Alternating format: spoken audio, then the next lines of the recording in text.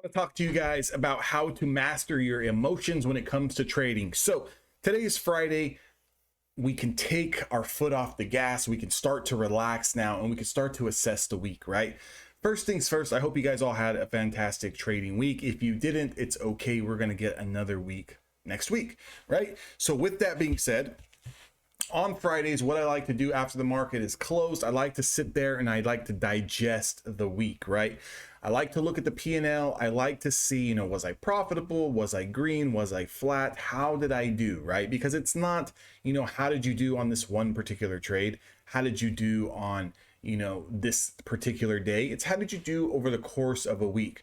So one thing that I really want to focus on and on how you can start to master, your emotions when it comes to trading and master this kind of process and get you, on the right path is to start to reflect and journal. Now, what does that mean? That doesn't mean you need some fancy software or you need to pay some expensive subscription to document all your analytics for each and every single trade.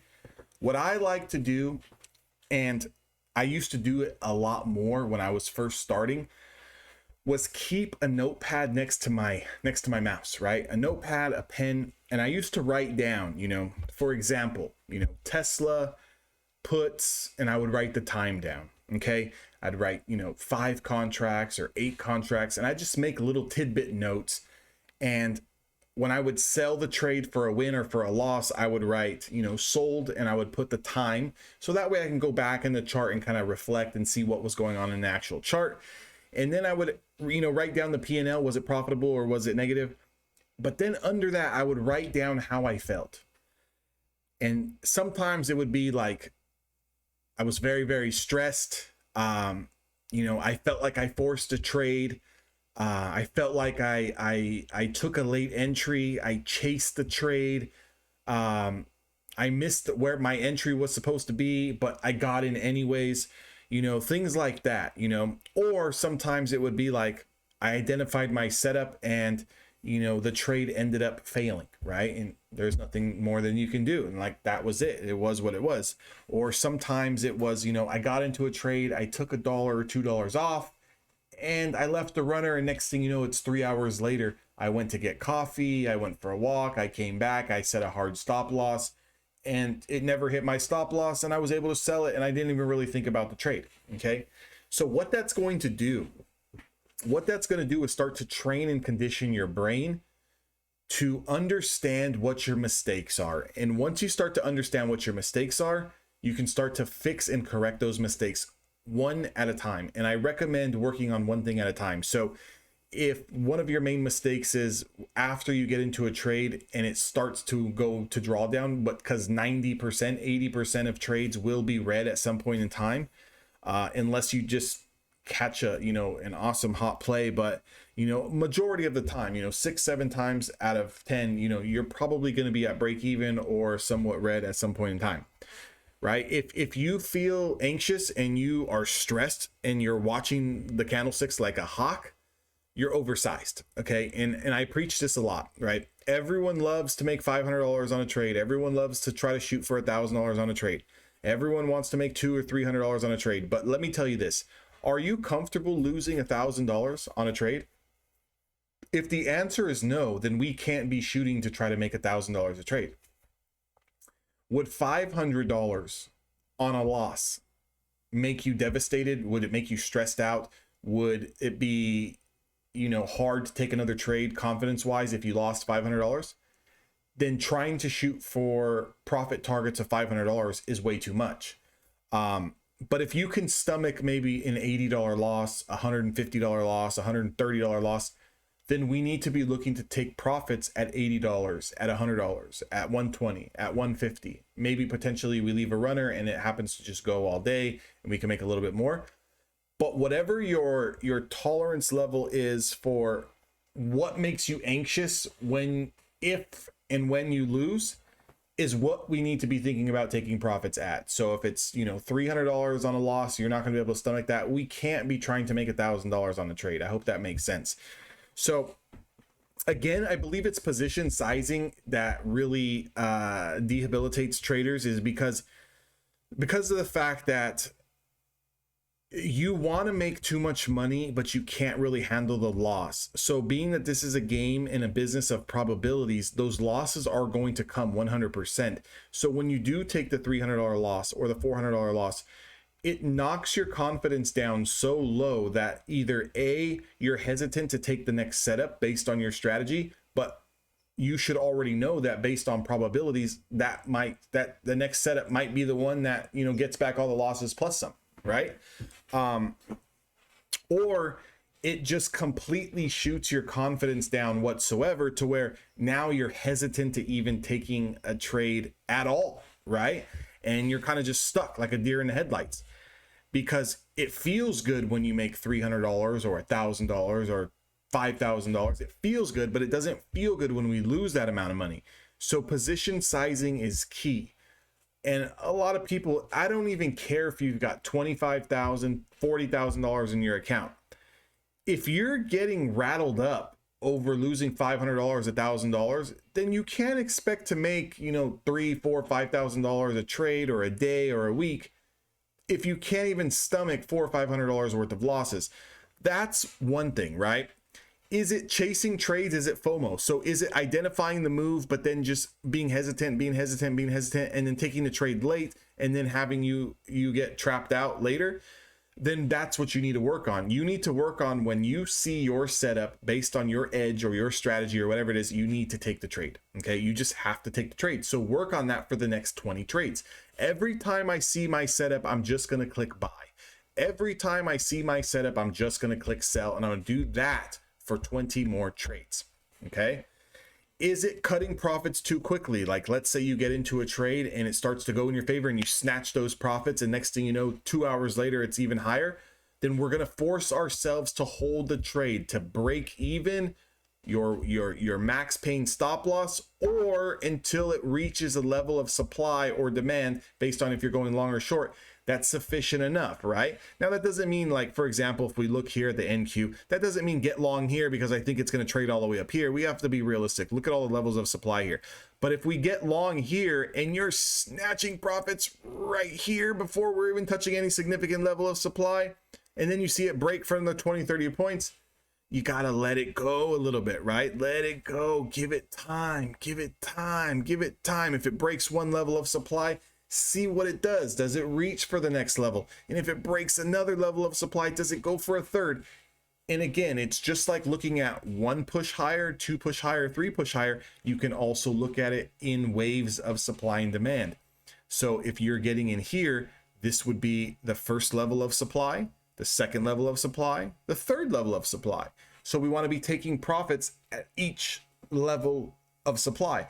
And if your problem is getting into a trade and snatching profits too quickly, then what you need to do for 20 trades is absolutely work on holding those trades either to max pain stop loss or break even, or until you can hit a profit target of 2 or 3 pushes higher, or 2 or 3 levels or zones higher.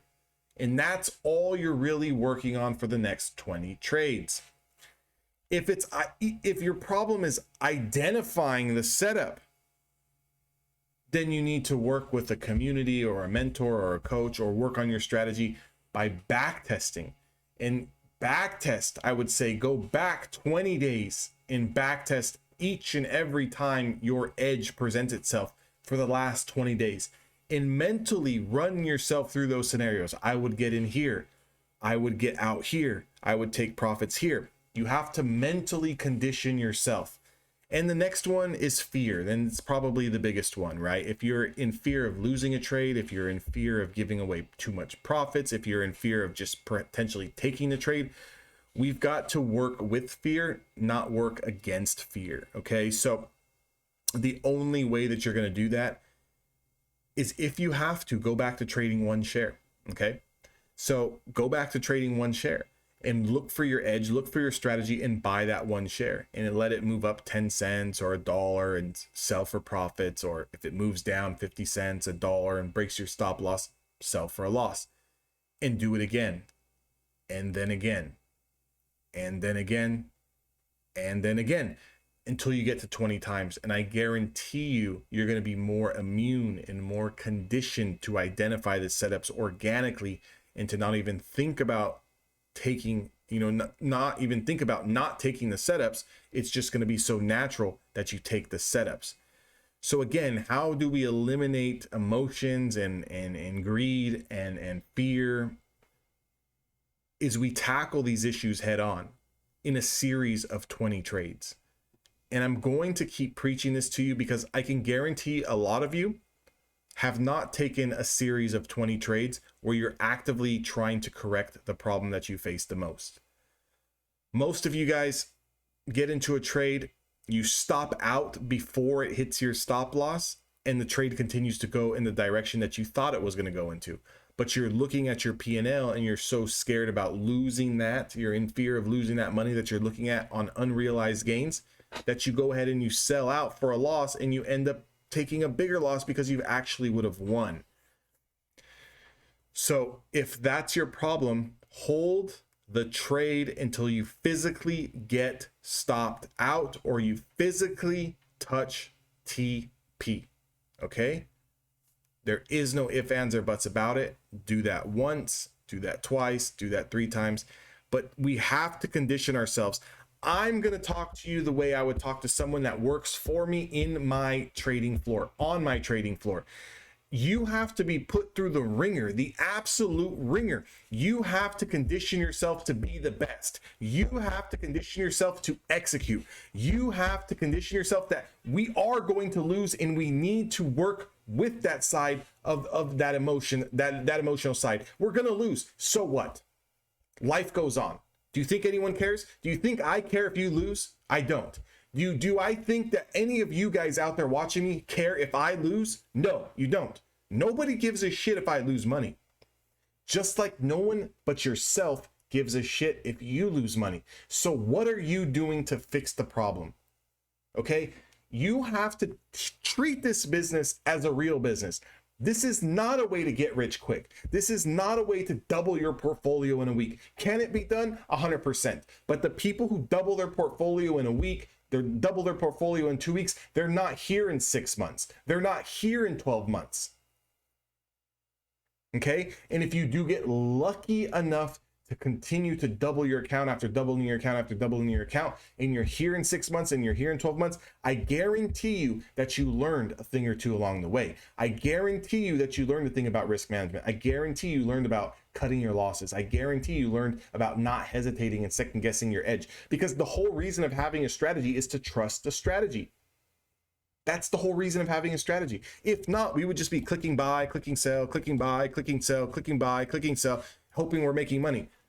That's stupid, right? At that point in time, you might as well just gamble. Close your eyes, click buy, come back 30 minutes later, maybe you made money. Close your eyes, short the market, come back 30 minutes later, maybe you made money. Because at that point in time, if you're not trusting your edge by letting it stop you out physically because it hit your stop loss, you're doing the same thing as just clicking buy and sell wherever and coming back in 30 minutes later and seeing and checking to see if you made money. Hope this video resonates with you guys. If you guys want more training, one-on-one coaching, you guys gonna get access to the live streams in the morning where I'm going over these levels as the price action's moving. Join evolutiontraders.com. You're gonna get access to the chat room. You're gonna get access to one-on-ones. You're gonna get access to more video courses and study guides that are not on YouTube. Again, I would love to see all of you guys in there. I'd love to work with maybe just a couple more people. So I don't really open it up and just take in hundreds and hundreds of people. Get a lot of emails sometimes with people, asking questions, this, that, and the other. But I'll deter someone, if they really realistically hit me up and they're not ready to learn, or they don't have an account size that kind of permits them to learn, or they don't really have a plan set up, to kind of make money. I'll deter people. So I'm not going to just take anyone in there. But if you guys are serious about it and you guys are serious about learning, I will give you 110% effort to teach you this game. I will give you 2000% effort to teach you this business. But it's up to you to actually go through with it, right? It's up to you to learn. It's up to you to do your homework. It's up to you to look at the stocks. It's up to you to execute. I'll be there to help you and do whatever I can and teach you the best that I can, but it's still up to you. So if you want to make that decision and you want to further your education and further, your trading career, evolutiontraders.com, become a lifetime member. You're going to get access to all the goodies and you'll be a friend of mine for life. and also a trading partner of mine for life. I'll see you guys on the inside.